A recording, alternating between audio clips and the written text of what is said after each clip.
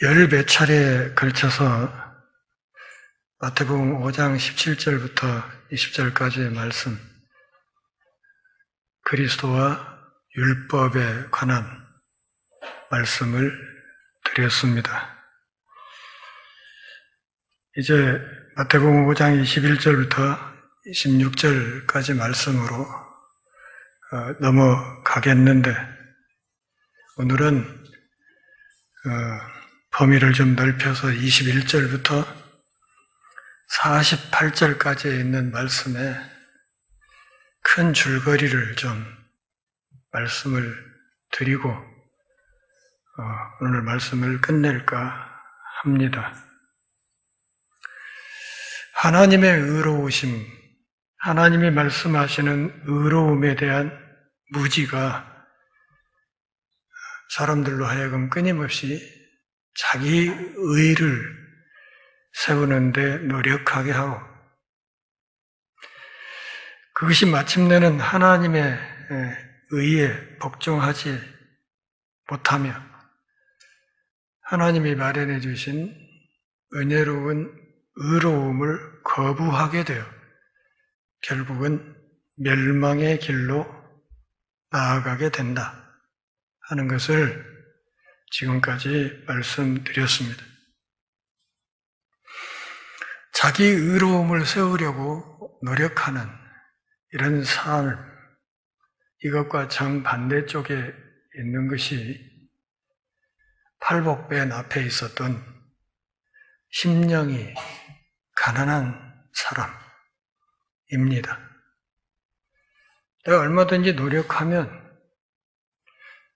내가 바르게 살면 얼마든지 내가 깨끗하게 살 수 있고 또 그렇게 할 자신이 있다 하는 것과 정반대쪽에 있는 삶의 자세가 마음의 가난함, 심령의 가난함이라고 예수님이 말씀하셨습니다. 아, 내가 죄인의 괴수구나. 내가 죄인이구나.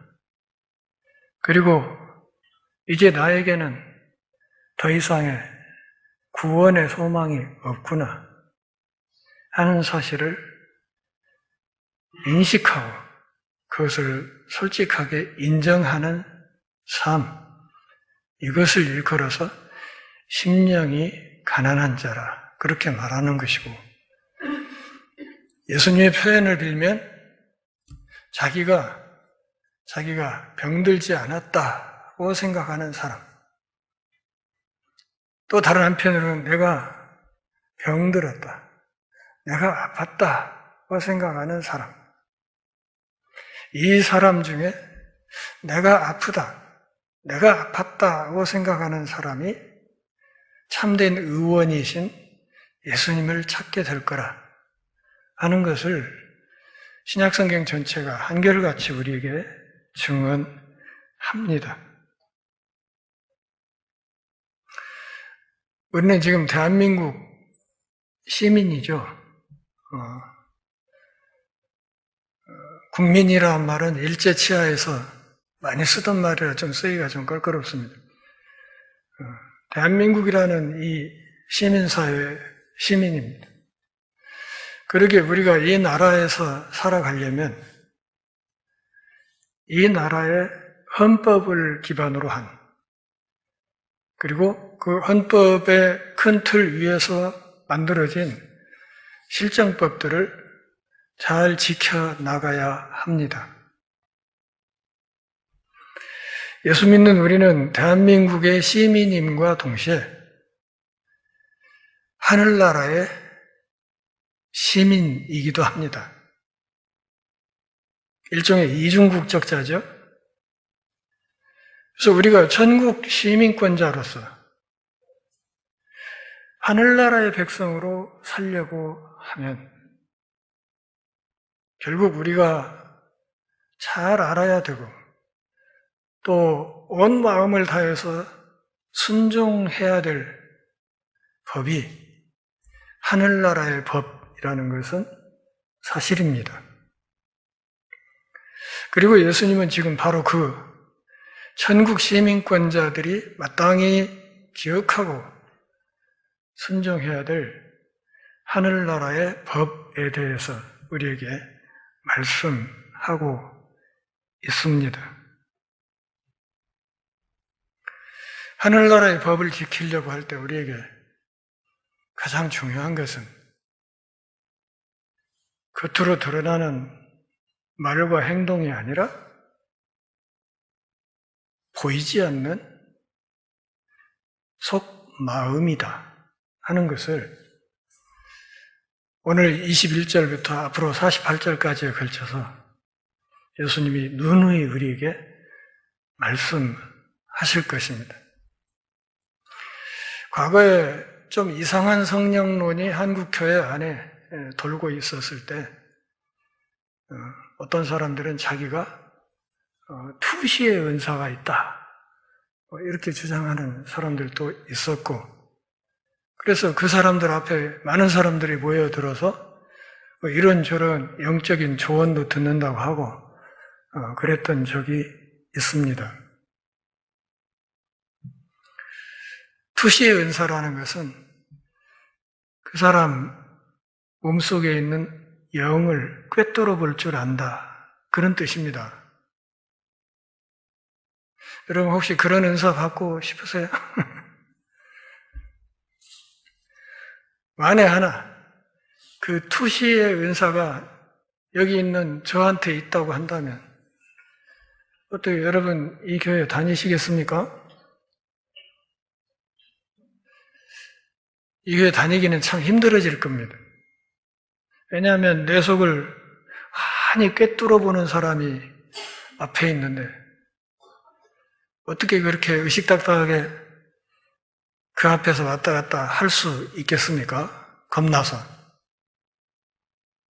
그렇기 때문에 그런 은사는 있지도 않을 뿐더러 설령 그런 은사가 있다고 한들 다른 사람에게는 다 주어도 목사에게는 그런 은사는 절대 주지 않을 것이다 하는 것이 제 생각입니다.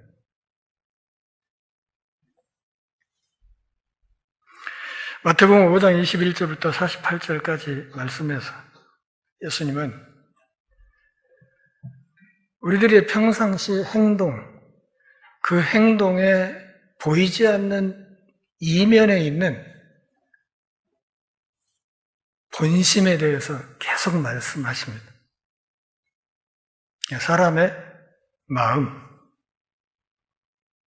그러잖아요, 우리가. 제가 설교 끝나고 내려가면 어떤 교우가, 목사님, 설교 은혜 참 많이 받았어요. 이렇게 말할 때 대답을, 에이, 어려워. 말은 그렇게 하지만 속으로는 듣는 귓구녕은 있어갖고, 이렇게 생각할 수 있는 거죠. 안 그렇습니까? 제가 그렇다는 게 아니라 그럴 수 있다는 거예요. 사람을 집으로 초대해서 생일상을, 무슨 잔치상을 차려놓고 상다리가 부러지게 거하게 차려놓고 한바탕 접대를 했습니다. 먹고 나가는 사람들이 오늘 음식 너무 맛있었어요. 잘 먹었습니다. 뭘 이렇게 많이 챙기셨어요? 이러면 뭐라고 그래요? 에이, 별로 챙긴 거 없어요. 그러면서 속마음으로는 입맛은 있어가지고 이런단 말이죠. 그러니까 하나님께서 지켜보는 것은 겉으로 어떤 행동을 하느냐, 어떻게 겉으로 점잔을 떨고 있느냐, 말을 어떻게 세련되게 하느냐, 이것이 아니라 그 말과 행동의 이면에 있는 그 말과 행동의 뿌리인 보이지 않는 마음, 거기에 하나님의 관심이 있다는 것입니다. 그것을 오늘부터 계속해서 한동안 말씀을 드리게 될 것입니다. 산상수훈의 시작에서부터 예수님은 내적인 것, 곧 사람들이 그들의 생각과 마음에 어떤 존재인지에 초점을 맞추셨습니다. 이것이 마태복음 5장 21절부터 48절까지의 아주 주된 취지입니다. 주님은 유대 전통과 대조적으로 구약의 율법에 이미 주어진 신성한 표준인 그분의 왕국에서 살기 위한 신성한 표준을 다시 강조하셨습니다. 그러니까 구약의 율법 자체가 천국 백성들이 지켜야 될 신성한 표준이라는 거예요. 그런데 이 신성한 표준을 유대교 랍비들과 바리새인들이 거기 이상한 것을 막 더 씌워가지고 하나님이 말하지 않은 것들을 마치 말한 것처럼 해가지고 그것을 준수해야 구원을 받는다고 사람들을 잘못 이끌고 있었다는 이야기입니다. 그것을 주님께서 앞으로 계속해서 지적하실 거예요. 너희가 옛날 사람들이 말하는 이러이런 얘기를 들었을 텐데 나는 너희에게 말한다 하면서 그 말의 본래 뜻을 예수님이 차근차근 설명해 나가십니다. 서기관과 바리새인들을 상징하는 외적이고 피상적이며 위선적인 의로움과 달리 하나님이 요구하시는 의로움은 무엇보다도 내적인 의로움입니다. 따라서 아시죠? 내적인 의. 다시 말해 보이지 않는 우리의 마음속. 도대체 그대의 마음속에 무엇이 있는가? 사람들은 볼 수 없는 그대의 마음이 어떤 상태인가? 이것을 하나님이 아주 중요하게 생각하신다. 그런 뜻입니다. 왜 그런가 하면 마음에 없으면 아예 없는 것이기 때문에 그렇습니다. 우리가 살면서 마음에도 없는 짓, 마음에도 없는 말을 할 때가 얼마나 많습니까? 그런데 예수님은 사람들의 그 보이지 않는 마음이 무엇보다 중요하다 이렇게 말씀을 하신 겁니다. 그리고 하나님은 그것을 눈여겨보신다고 말씀하시는 것이죠.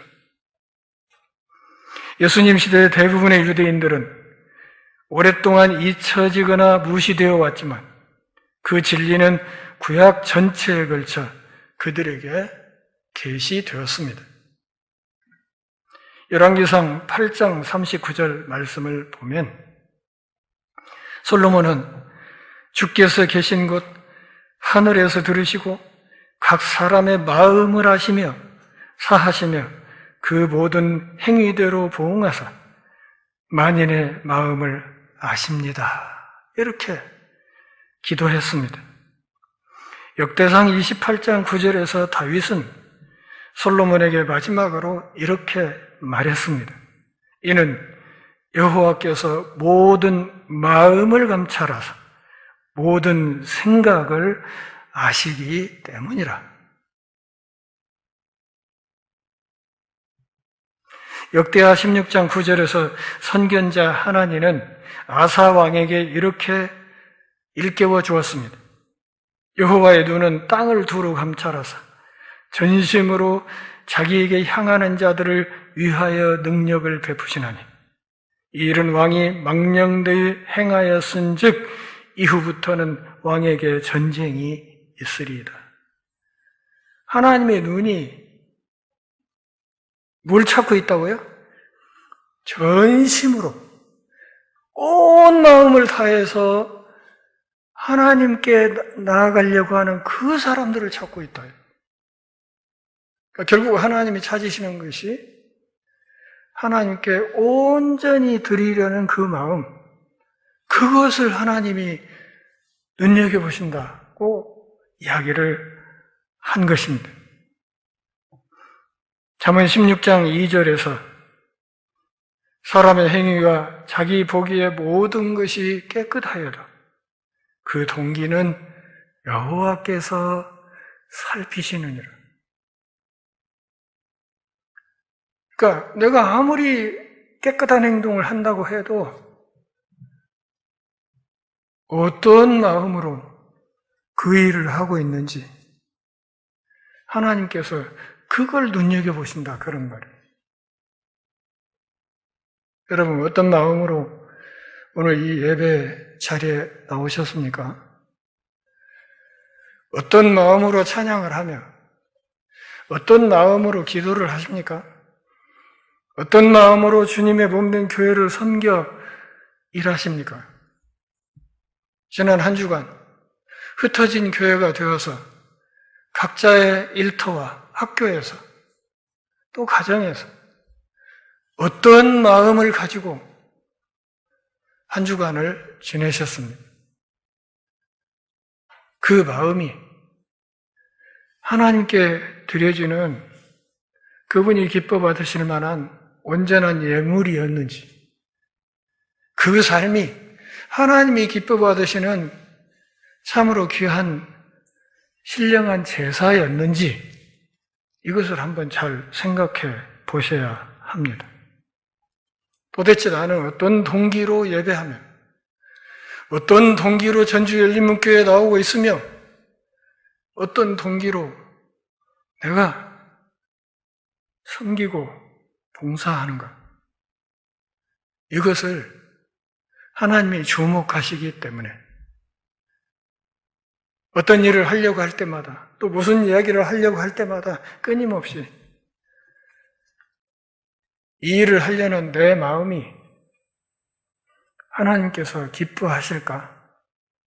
아니면 그렇지 않을까를 끊임없이 살피면서 말도 하고 행동도 해야 하는 것이다. 그런 말입니다. 돈이 얼마나 더 생기냐, 그렇지 않으냐, 내가 승진할 수 있느냐, 마느냐, 이게 중요한 것이 아니고, 그렇게 살아가는 내 중심을 하나님이 기쁘게 받으실 수 있겠느냐, 그게 중요하다, 그 말입니다. 이런 자세로 사는 걸 일컬어서 종교개혁자들은 코람데오, 하나님 앞에서, 이런 구호로 요약했습니다. 하나님 앞에서 살아가는 것. 내 앞에 하나님이 계시다고 생각하고 살아가는 것. 내 방에 나 혼자 있어도 내 앞에 그분이 계시다고 생각하고 살아가는 것. 그게 신앙이 내 삶의 모습이다. 그런 뜻입니다. 하나님은 무엇보다도 인간의 내면이 어떠한지에 대해 관심을 갖고 계시다는 것이 두 구약 성구의 핵심 진리입니다. 선한 외적 행위는 내면에 있는 것을 정직하게 나타낼 때에만 하나님의 앞에서 정당화된다는 것입니다. 예레미야 17장 10절에서 하나님은 이렇게 말씀하십니다.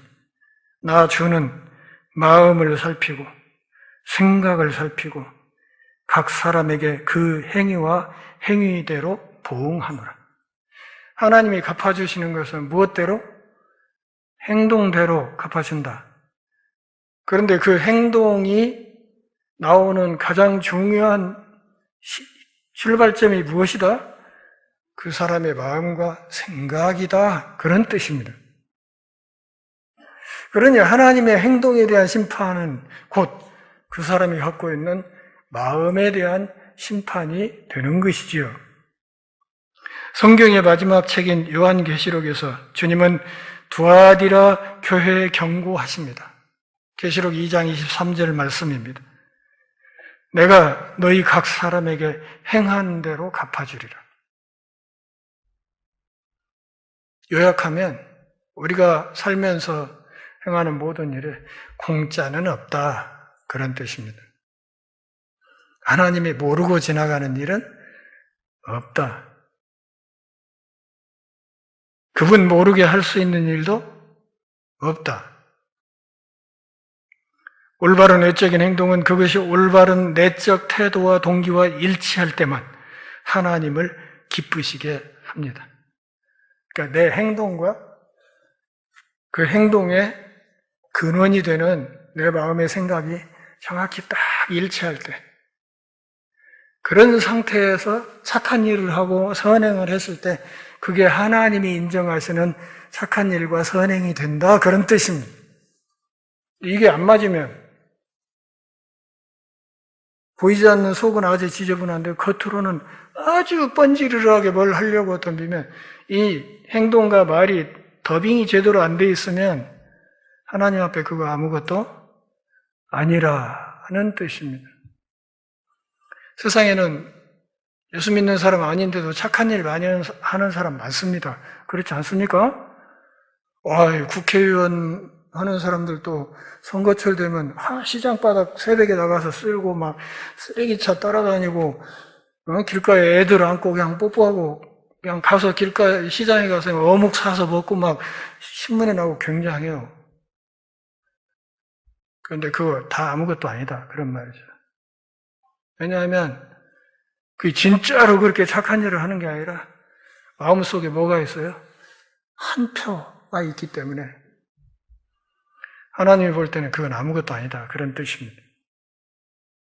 그리고 그런 쇼한 행위에 대해서 하나님의 심판과 징계가 있을 것이라고 성경이 끊임없이 경고합니다. 고린도전서 4장 4절 5절에서 사도 바울은 이렇게 이야기했습니다. 그러나 나를 살피시는 분은 주님이십니다. 그러므로 때가 오기 전에 심판하지 말고 오직 흑암에 감추인 것을 밝히 드러내시며 사람의 마음의 뜻을 나타내실 주께서 오실 때까지 기다리라. 그리하면 각 사람의 칭찬이 하나님께로부터 그에게로 돌아가리라.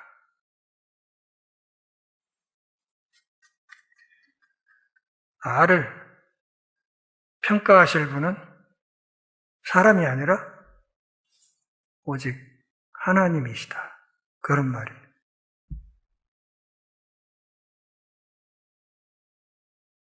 그분이 나를 평가할 거예요. 사람들의 시선, 사람들이 나를 어떻게 평가하느냐. 때로는 그게 의미 있을 수도 있겠으나 그게 절대적인 건 아니에요. 세상 모든 사람들이 다 나를 욕하고 비난해도 하나님이 옳다 하시면 그걸로 된 거예요. 나사렛 예수를 십자가에 매달아 죽일 때 그분은 혼자 처형을 당했고 수많은 유대인들이 한결같이 예수님을 죽여 없애야 될 존재로 생각했어요. 다수가 진리라면 예수님의 삶은 실패한 겁니다. 안 그렇습니까? 교만한 서기관들과 자기 자랑을 하는 바리새인들의 선한 행위는 마음의 태도에서 나온 것이 아니었습니다. 마태복음 5장 3절부터 12절까지 있는 팔복설교에서 예수님이 말씀하신 왕국 시민의 특징은 심령의 가난, 죄에 대한 애통함, 온유함, 의에 대한 줄이고 목마름 등이었습니다. 이게 있는 사람이 복이 있다고 말씀하셨습니다. 예수님은 청중들, 특히 독선적이고 자기만족적인 종교 지도자들이 자신이 하는 말을 이해할 수 없다는 것을 아셨기 때문에 이 설교의 많은 부분을 하나님 자신이 계시하신 말씀을 대체했던 율법주의적 제도의 잘못된 원칙과 숨겨진 동기를 폭로하는 데 바쳤습니다. 옛사람들이 말한 바 이러이러하다는 것을 너희가 들었으나 나는 너희에게 말하노니 하면서 구약에 있었던 그 말씀에 본래의 신성한 의미 쪽으로 다시 모든 진리를 원위치시키는 이런 작업을 여기 21절부터 48절까지 말씀해서 하고 있다. 그런 말입니다. 예수님은 산상설교의 이 부분에서 그분이 주시는 6개의 집합적인 예증, 조금 전에 제가 드린 말씀이죠. 옛사람에게 말한 바 너희가 이렇게 들었으나 나는 너희에게 말하노니 이러이러해야 된다. 이것을 소개하시기 위해서 21절, 27절, 31절, 33절, 38절, 43절 말씀에서 옛사람에게 말한 바라는 문구나 혹은 이와 비슷한 표현을 사용하셨습니다. 이 구절은 랍비들의 전통적인 가르침을 언급하고 있으며 각각에 의해서 예수님께서는 인간의 가르침을 하나님의 신성한 말씀과 대조하십니다. 그 예들은 하나님의 의가 서기관과 바리새인의 의를 능가하는 방법을 보여줍니다. 마태복음 5장 20절에서 그렇게 말씀하지 않으셨습니까? 내가 너희에게 이르노니 너희 의가 서기관과 바리새인보다 더 낫지 못하면 결단코 천국에 들어가지 못하리라.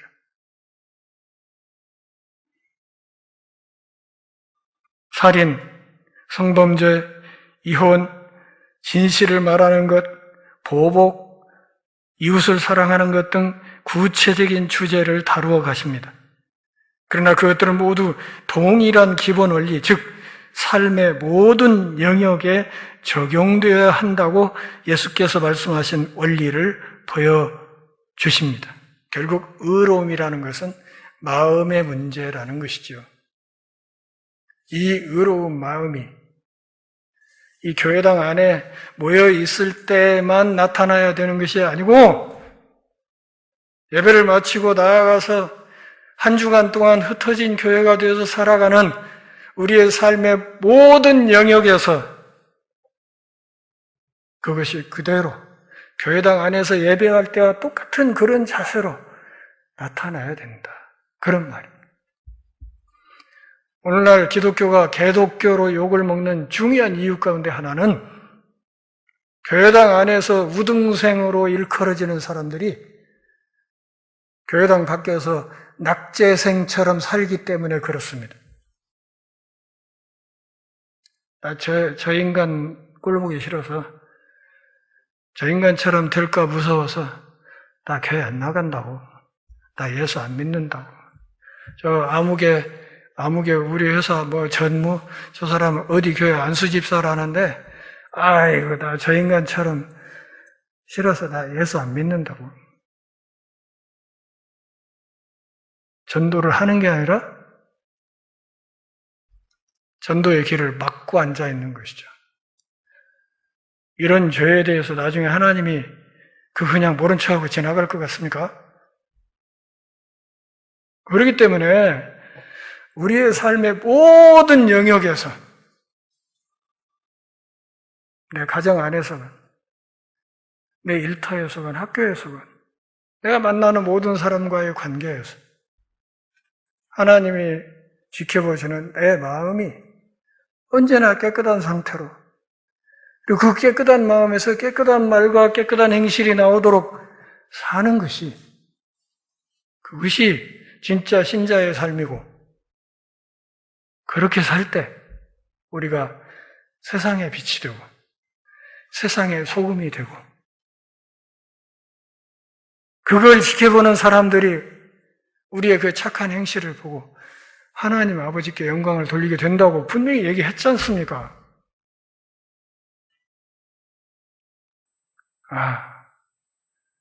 저 사람이 믿는 하나님이라면, 저 사람이 믿는 예수님이라면 나도 언젠가는 한번 믿어보고 싶어. 이게 가장 큰 전도라는 거죠.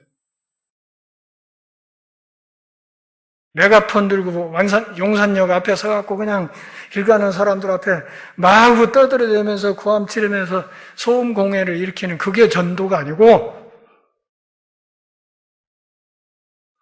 삶의 모든 영역에서 보이지 않는 내 마음이 하나님 앞에 깨끗한 예물로 드려지도록 사는 것. 깨어 있을 때도 잠들어 있는 시간에도 그렇게 내 마음과 그 삶을 하나님이 거침없이 받으실 수 있도록 사는 삶. 이것을 예수님이 중요하게 여기신다. 그 말입니다.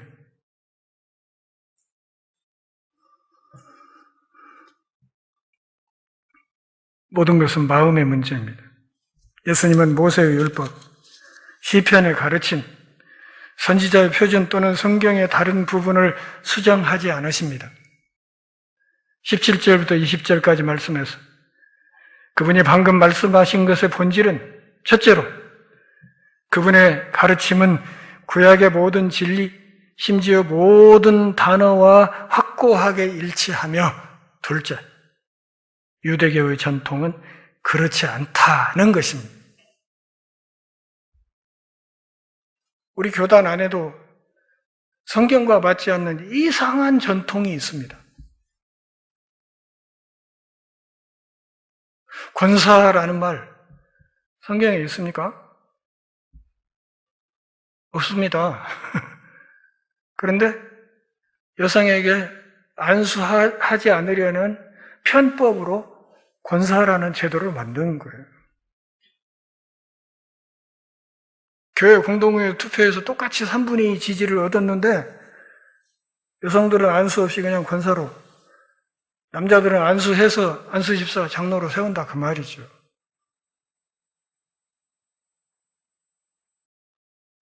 필요할 때는 성경에 없는 것을 거침없이 해요.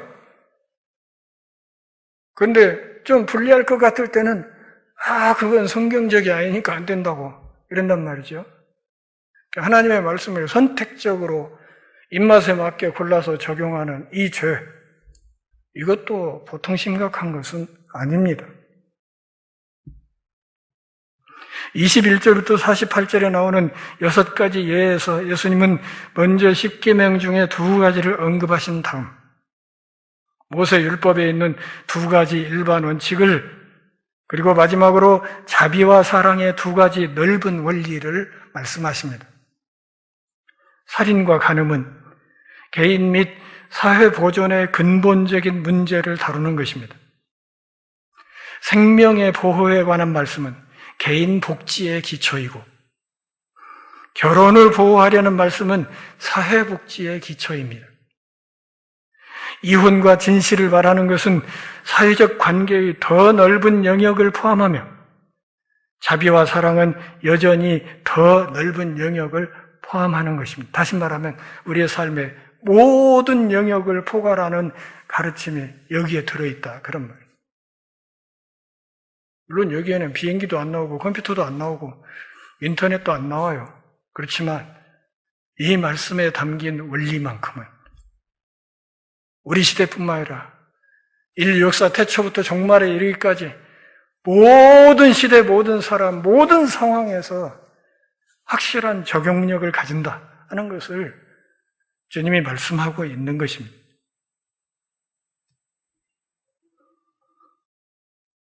예수님이 드신 예화는 각 인간의 생명을 보호하는 것에서 원수를 포함한 모든 인간의 생명에 대한 사랑으로 진행됩니다. 그 예들은 우리 삶의 모든 영역이 내적 의로움에 대한 하나님의 완전한 표준으로 특징지어지고 아울러서 거기에 따라 측정되어야 한다는 것을 확증합니다. 어떤 신학자는 이렇게 말했습니다. 율법의 계시에는 10계명의 서두에 있는 말씀에서 인정된 은혜의 기초가 있었고, 은혜와 축복의 약속은 또한 그것을 구성하는 엄격한 금지와 명령이 뒤섞여 있었다. 그래서 역으로 산상수훈에서는 은혜의 우선순위와 탁월함을 주지만 하나님의 성품과 통치에 더 가혹한 면을 배제하는 것은 아니다. 참으로 은총이 팔복의 연속으로 쏟아지자마자 하나님의 의로움과 율법에 대한 엄격한 요구가 나타났다. 그러니까 팔복은 뭘 설명하는 거라? 하나님의 은혜를 설명하는 것이라면 곧바로 이어서 나오는 그 말씀들은 의무, 신자들의 의무, 신자들을 향한 하나님의 명령으로 쫙 깔려 있다는 뜻입니다. 다시 말하면 그 은혜를 받은 사람이라면 마땅히 그런 의무와 그런 책임을 져야 하고 그걸 명령하시는 하나님의 말씀을 단마음으로 받들어야 된다. 그런 뜻이라는 거예요.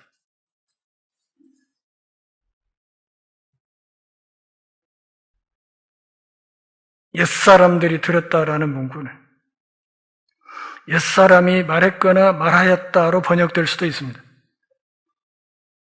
옛사람이 들었다 하는 말의 의미는 옛사람들이 하나님의 말씀을 들었다는 것이며, 이 경우 예수님은 하나님의 계시된 말씀을 언급할 것입니다. 그것은 예수님이 자신의 가르침, 곧 하나님의 가르침을 고대의 가르침과 대조하시기 때문입니다. 그분이 어떤 식으로든 하나님의 말씀과 모순되는 것은 마태복음 5장 17절부터 19절까지에 있는 말씀에 비추어 볼 때 전혀 문제가 되지 않을 것입니다. 두 번째 표현에서의 암시, 다시 말하면 고대인이 말했거나 말하였다 하는 이 말은 고대인들이 가르친 사상이 주로 그들 자신이 고안한 것이라는 의미입니다. 그것이 올바른 이 성경 말씀의 접근법이 되어야 합니다. 그러니까 하나님의 말씀 말고 옛날 사람들이 거기에 덕지덕지 붙여놓은 것이 있다는 뜻이에요. 그래서 그 말씀의 뜻을 제대로 이해하려면 그 덕지덕지 붙어있는 포장지들을 싹 뜯어내고 봐야 하나님이 진짜로 무슨 말씀을 하셨는지를 알 수 있다는 것입니다.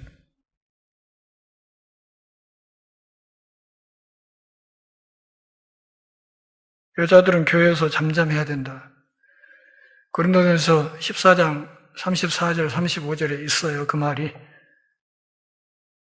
문자 그대로 그 말이 우리가 지키고 따라야 될 진리라면, 아까 임정영 목사님 여기 와서 기도한 거, 그 비성경적인 거예요. 안 그렇습니까? 교회에서 잠잠하라고 했는데 왜 나와서 따따붙다 기도를 하냐고. 여전도사님 세워서 교회학교 아이들 가르치는 거, 그거 불법이에요. 여성 교사들이 공과 가르치는 거, 그거 불법이에요. 안 그렇습니까? 그런데 거기 그 말씀을 그 포장지 다 뜯어내고 들여다보면 그런 뜻이 전혀 아니라 그 말입니다.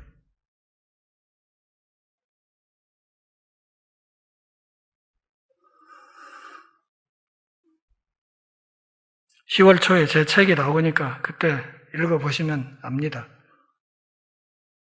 예수께서는 관례적으로 모세의 명령, 예언자 이사야의 말, 기록된 바 등과 같은 구절로 하나님의 말씀을 언급하셨습니다.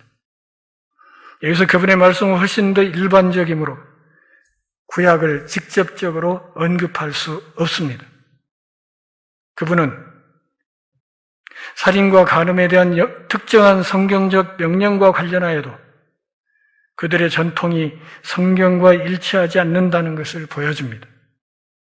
성경은 하나님의 주된 관심이 단순히 외적인 수능이 아니라 항상 내적인 순결에 있었다는 것을 말씀합니다.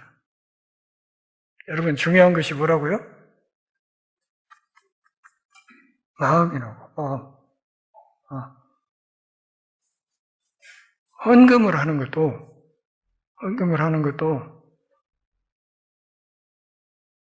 누구 사람 보라고 하는 게 아니고 내 마음을 보시는 하나님 앞에 거기에 내 마음을 얹어서 드려야 되는 것이다. 그런 말이에요. 그래서 교회 주보에 30년 동안 한 번도 헌금자 명단을 발표하지 않았습니다.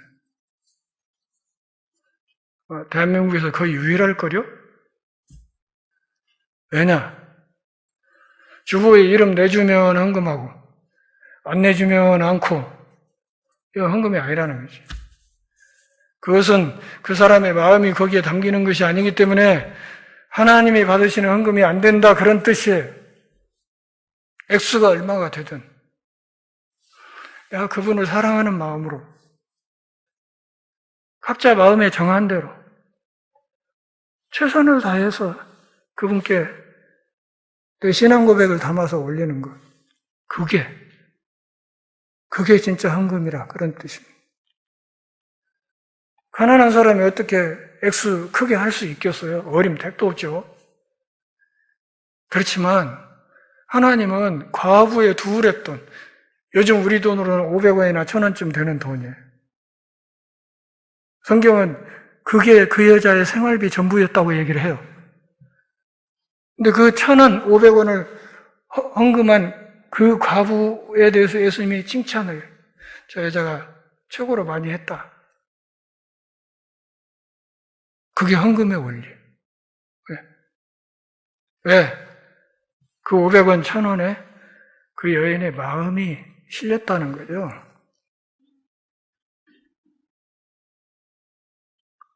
천원 헌금하고 예수님 다시 오시는 그날까지 수많은 그리스도인들이 읽는 성경에 영광스럽게 그 기록이 올라가 있어요.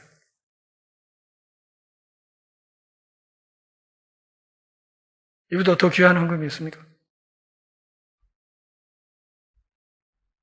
마음을 실으시기 바랍니다. 내 마음을 실어서 하셔야 합니다. 그거 말고 작은 이런저런 봉사를 할 때도 거기에 마음이 실려야 합니다. 교당 청소를 하든 뭘 하든 간에 예수님께서는 우리 마음의 중심이 무엇보다 중요하다. 다시 말하면 마음이 얼마나 깨끗한가가 정말 중요하다. 이렇게 말씀을 하신 거예요.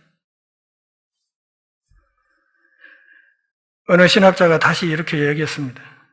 그 시대의 서기관들과 바리새인들은 사물의 질서를 완전히 뒤집었다. 그들의 유격과 독서는 예식에 관한 계율을 가장 높은 곳으로 높이고 십계명에서 가르치는 의무는 상대적으로 뒷전으로 밀어버렸다. 하나님이 중요하게 여기는 것 뒤로, 아무것도 아닌 것 앞으로, 이렇게 해서 요걸 해야, 이것을 해야 구원받는다고 사람들을 속였다는 거예요. 예수님은 그들을 향해서 뭐라고 말씀하십니까? 화 있을진저 이 저주받을 놈들아, 그러면서 뭐라고? 너희가 천국 문턱에 걸터 앉아서 너희도 들어가지 않고 들어오려는 사람들도 막고 있다고. 그러니 너희들은 저주받아 마땅하다고 그렇게 호통을 치지 않았습니까? 과거 세대의 랍비들은 종종 고대의 조상들 또는 옛날 사람들이라고 불렸습니다. 21절 33절에 있는 옛날 혹은 고대라는 말은 그들을 가리킵니다. 예수님은 자신의 가르침과 구약 성경의 참된 가르침을 지난 수백 년 동안 축적되어 하나님의 계시를 그토록 끔찍하게 왜곡시킨 유대교의 기록 및 장로들의 구전 전통과 대조하고 계셨습니다. 너희들이 하나님의 계시를 완전히 왜곡시켰다. 그래서 엉뚱한 구원의 길을 제시했다. 저주받을 것이다, 너희들. 이렇게 경고한 겁니다. 로이드 존스 목사가 지적했듯이 그리스도 당시 유대교의 상황은 16세기 초 교회의 상황과 매우 흡사했습니다. 그리고 루터가 종교개혁을 하던 16세기 초 상황과 오늘 우리 한국 교회의 상황 역시 거의 판박이로 똑같습니다. 이 말은 푹 썩었다는 뜻입니다. 어디 뭐 한쪽만 썩어서 살짝 좀 도려내면 되는 문제가 아니고 이것은 아예 완전히 푹 썩어버렸다는 뜻입니다. 저는 그게 두렵습니다. 왜? 하나님이 이 땅의 교회를 어떻게 손보실까? 그게 두렵습니다.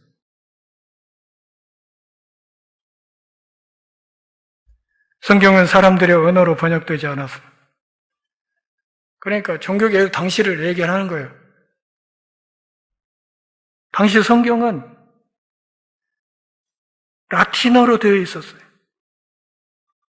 그래서 천주교에서 하는 전례, 기도, 성경 낭독, 심지어 대부분의 찬송가와 찬미가까지도 라틴어로만 되어 있어서 일반 사람들은 알아듣지도 이해하지도 못했습니다. 여러분 팝송 가사 다 알아들으세요? 못 알아듣죠? 못 알아듣고 그냥 듣고 앉았잖아요. 노래구나. 그런 것처럼 사제들이 하는 이 강론, 그 다음에 라틴어로 된 가사로 된 찬송 듣기는 하는데 지금 뭔 말로 찬양하는지를 전혀 모르는 그런 세월이었다. 그 말이죠. 사제가 설교나 강론을 할 때 사람들은 그가 말한 것을 판단할 만한 기준이 하나도 없었습니다. 종교개혁 때까지 중세 교회에서 이 성경이 금서였다는 것을 알고 계십니까? 그러니까 일반 신자들은 이 손에 넣으면 안 되는 책이었어요. 읽지 못하게. 푹 썩은 거죠. 그래가지고. 종교개혁이 일어났어요. 그래서 개신교회가 출범했어요. 그 뒤로 500년이 흐르는 기간 동안 개신교가 또다시 푹 썩었습니다.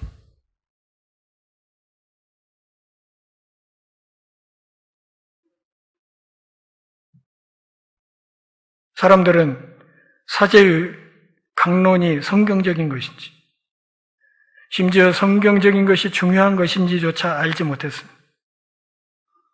성경은 교회가 가르쳤다고 말한 것을 가르쳤습니다. 그러므로 교회는 성경의 권위 위에 자신의 권위를 두었습니다. 자, 마지막으로 정리를 하겠습니다. 종교개혁이 일어난 이유는 루터가 했던 가장 큰 업적은 이 라틴어 성경을 자기의 모국어인 독일어로 번역한 겁니다. 일반 사람들이 성경을 읽도록 했어요. 그리고 오늘 우리가 우리 성경을 갖고 있지 않습니까? 우리말로 된 거. 물론 개중에 번역이 좀 삐딱하게 된 부분들도 덜어 있기는 하나 대체로 읽고 하나님의 진리를 이해하고 구원받는 데는 지장 없는 책입니다.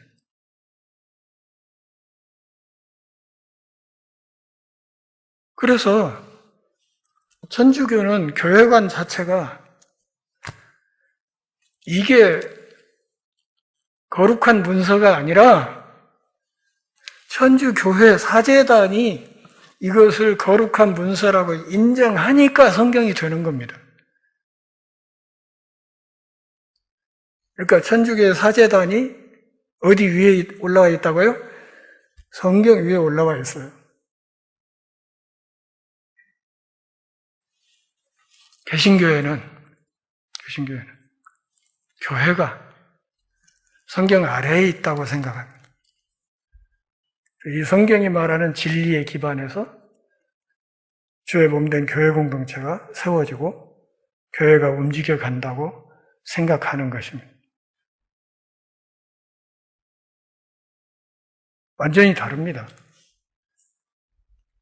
그러니 루터 시대 이전에는 보통 사람들은 금서로 되어 있어서 접하기도 어렵고 읽고 싶어도 읽지도 못했던 그 귀한 성경이 우리 앞에 그것도 친절하게 우리말로 번역이 되어서 놓여 있는데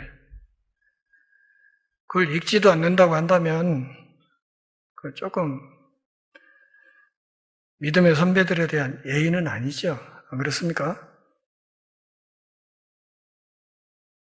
앞으로 우리 삶의 남은 날 동안 하나님의 절대적인 표준인 이 말씀을 정말 깊이 사모하고 그 말씀이 가라는 방향으로 우리의 삶의 방향을 정하며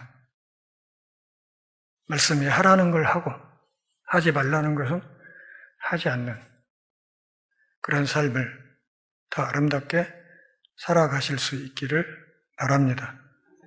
전기가 빨리 끝내라고 하니까 마칩니다. 기도하겠습니다. 하나님 아버지, 오늘 또 우리가 함께 모여 주의 말씀을 들으며 신자로서의 삶의 자세를 다시 추스릴 수 있는 복 주셔서 고맙습니다. 하나님의 말씀을 귀히 여기게 하시고 이 말씀을 사모하고 이 말씀을 늘 묵상하며 이것이 과연 그러한가 끊임없이 살피며 하나님의 뜻이라 여기는 그 일에 우리의 온 마음을 얹어 오직 하나님 앞에 충성하는 신실한 하늘 백성들 다 되게 하옵소서. 예수님의 이름으로 기도합니다. 아멘.